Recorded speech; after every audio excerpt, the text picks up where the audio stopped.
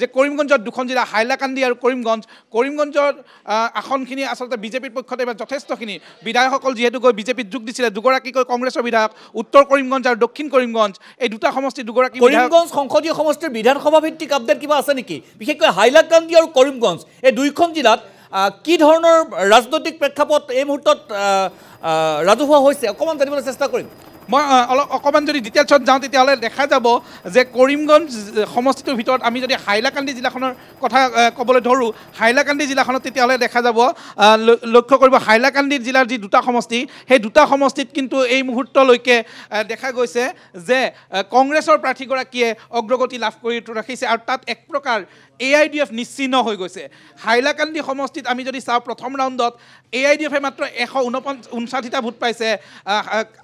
Algapur কাটলিচেৰাত 195টা vote পাইছে Karimganj নৰ্থত 700টা vote পাইছে এয়া হৈছে AIDFৰ স্থিতি যাৰ বিপৰীতে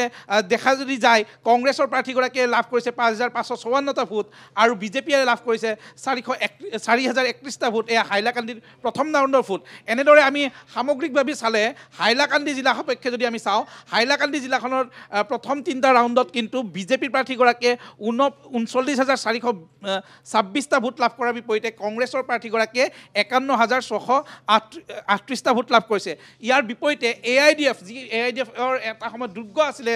কৰিমগঞ্জ তেওঁলোকে লাভ কৰিছে তেওঁলোকৰ প্ৰাৰ্থীগৰাকীয়ে লাভ কৰিছে 2,269টা ভোট এইদৰে হাইলাকান্দিত কিন্তু এক প্ৰকাৰ AIDF নিশ্চিহ্ন হৈছে তাৰ স্পষ্ট ইংগিত পোৱা গৈছে ইয়াৰ বিপৰীতে বিজেপিয়ে যথেষ্ট অগ্ৰগতি লাভ কৰিছে কৰিমগঞ্জ সমষ্টিটোত কৰিমগঞ্জ জিলাখনত কৰিমগঞ্জ জিলাৰ যিকেইটা সমষ্টি আছে বিশেষকৈ পাথাৰকান্দি ৰামকৃষ্ণ নগৰ ঠিক সেইদৰে উত্তৰ কৰিমগঞ্জ আৰু দক্ষিণ কৰিমগঞ্জ এই আটাইকেইটা সমষ্টিয়ে বিজেপিয়ে ক'ৰবাত নহয় ক'ৰবাত অকণমানকৈ হ'লেও অগ্ৰগতি লাভ কৰি এতিয়া প্ৰায় 8,000 ভোটৰ ব্যৱধানত তেওঁলোকে অগ্ৰগতি লাভ কৰি আছে সংসদীয় সমষ্টিটোত